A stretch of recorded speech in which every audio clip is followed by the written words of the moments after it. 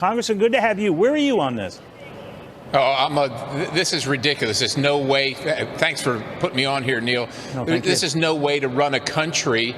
I mean, let's face it. This is last year's spending. This was supposed to be done last September. We're now halfway through March. We're halfway through this fiscal year for the federal government. And, you know, they're acting like, well, we can't have time to read it. We can't have 72 hours to read it.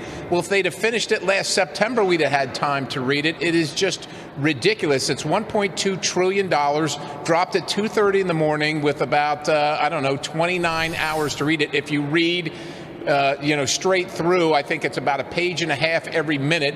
Over 1,000 earmarks, and let's face it, this is above the level of spending that every single Republican voted against when Nancy Pelosi was the Speaker, and we're getting virtually zero policy differences. So if you don't like where the Biden administration is heading on policy, whether it's energy policy, whether it's the military, you name it, you're going to get more of that, and you're going to actually spend another $30 billion, and you're going to figure that out in about 24 hours. And I think the American people deserve much better. All right, you sound like a no vote. That could change. But, Congressman, it also sounds like you're angry at the Speaker because he crafted this and accepted this. So what do you think? Well, I would say that the Speaker's been put in a tough position.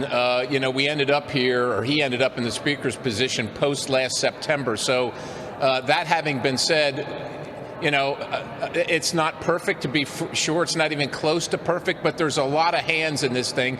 And I would actually start with the Biden administration and the Democrat-run Senate, who refuses to pass any appropriations bills. Those are the bills that we must pass, that they must pass, so the American people can see where their tax dollars are being spent, bill by bill, item by item. When you do this whole throw it all in one package thing, then members are forced to say, well, I had to vote for this, or there was a federal government shutdown, and that was my choice. That's a choice that the Senate and Chuck Schumer and, quite honestly, Joe Biden have put us in. It's irresponsible. It's unnecessary. And this is how you end up with $35 trillion in debt, which is where we'll be in May.